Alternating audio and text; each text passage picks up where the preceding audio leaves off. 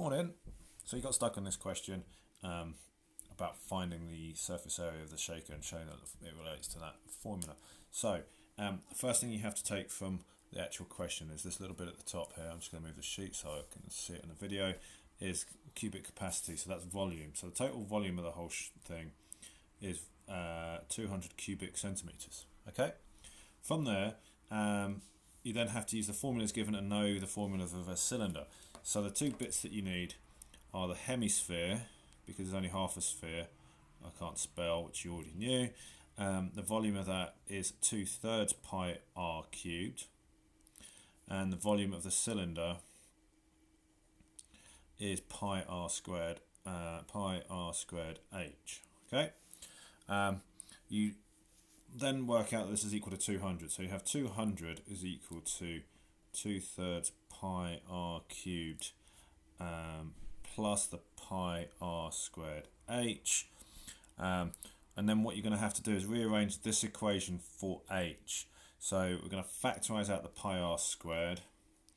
So 200 equals pi r squared, and then what's left here is 2/3 of r plus h. And then a little bit more rearranging of that gives you h is equal to 200 over pi r squared, take away 2/3 of r. So that's the equation for h, and that's how you find it. You find it from the information about the volume, and then what we're going to do is work out the surface area.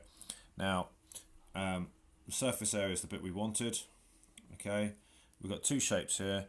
We've got the hemisphere. I'm just going to write that as hs, and that's 2 pi r squared, like that, because it's formula gave you 4, it's half of that. And then the cylinder is the complicated bit.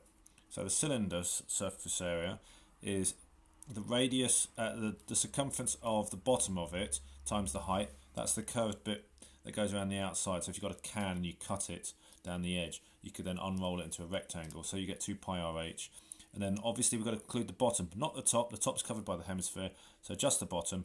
So adding pi r squared. So this gives us a formula for the total surface area is that plus all of that.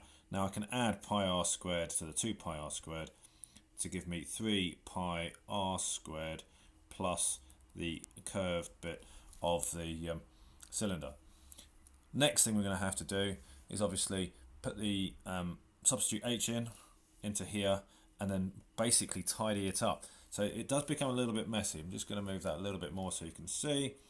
Area is 3 pi r squared plus 2 pi r, open some brackets, and then substitute in that 2 pi r squared minus 2/3 of r.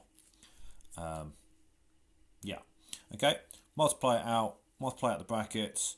So for the next line, I've still got my 3 pi r squared.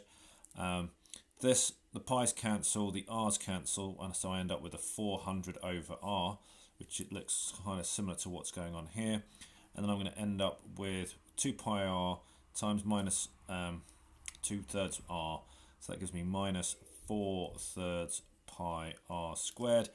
These two are going to combine, and if you look, we're looking for 5 pi r squared. Well, 3 is the same thing as 9/3. Take away the 5/3. So now we're kind of finished, and I don't need to do any more working, and that's the answer to the question.